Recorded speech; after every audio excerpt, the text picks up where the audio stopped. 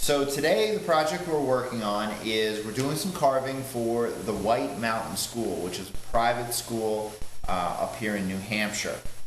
And Ben is helping me out as my cameraman. And Ben, if you can come down and get a shot of the sign. The majority of this sign was carved with the router. We have a computerized router that can do a lot of our carving work for us. All of the V-carved lettering was done by the computer, and the computer also roughed in the mountains here. And what I've got to do is I've actually got to go in by hand and give these mountains a little bit more definition and shape. And the way I do that is I simply take a carving chisel, and this material we are using is called high density urethane, and it is extremely easy to carve. It's very, very easy to work with, and all I'm gonna do is take this down to start getting a nice even finished edge.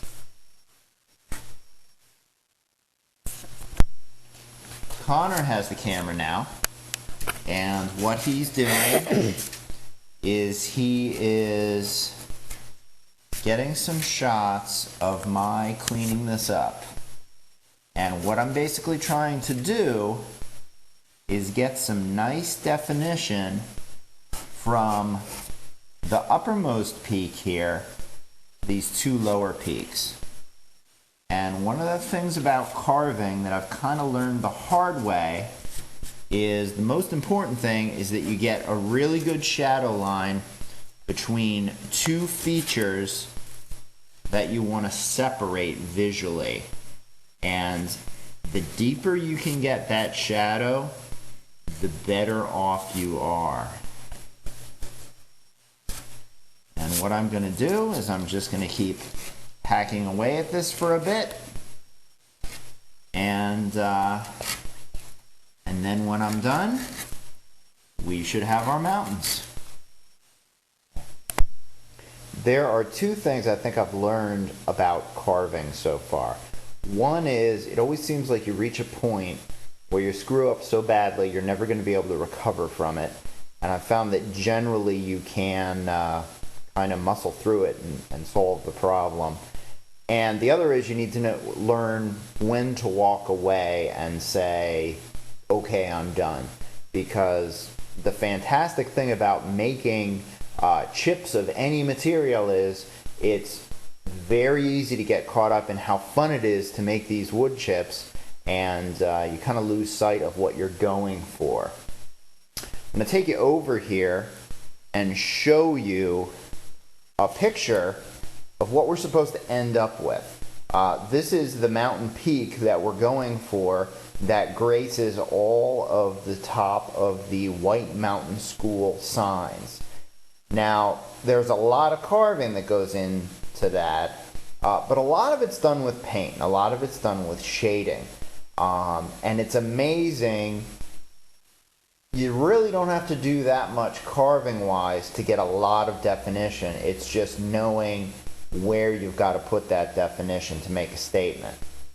Now, this right here is the back of this White Mountain School sign.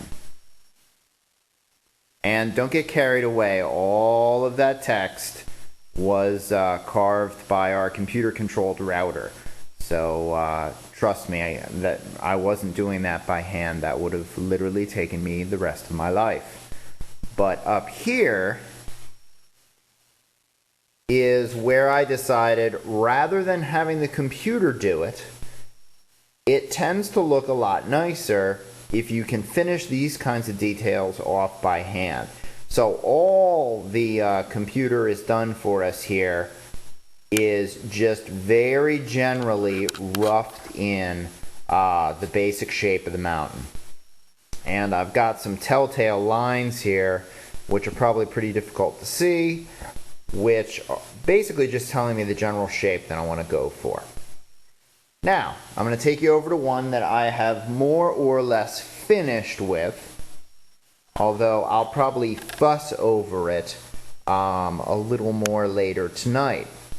But basically all I've done is I've come in here and I've made very, very deep grooves right here, and another one right here to give us the shape of that mountaintop, just like in the photograph you saw. And all I did then was just generally smooth over the sides of this with the chisel. The other thing that I did that always looks very, very good, and you see it on most signs, is I just did some very light spoon carving with my chisel all up the side of the mountain. And I think the last thing we'll do to this right before we put primer to it is I'll run the sandpaper just like this back and forth, and that'll kind of smooth that out and give a nice gradual transition from the texture of the mountain into the background of the sign. And this will look much, much different once there is paint on it.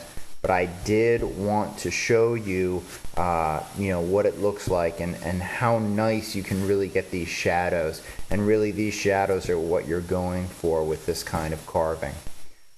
Well, I am going to get busy because in addition to this one, these signs, by the way, measure 30 by 30. This is actually a two-sided sign. Lee was working on the glue up for the middle of this sign this afternoon. What we're going to do is we're going to be taking Western Red Cedar for the center of our sign and gluing both of these halves of the sign to either side of it to make one solid sign. In addition to having to carve this one tonight, I've also got this smaller one which measures only 24 inches wide for Barbara's walk that's going on a rock wall at the school as well. So what I did over there took me about a half an hour, so I've probably got another hour of hand carving to go. So I know what I'm doing for the rest of the evening, and I will see you all later.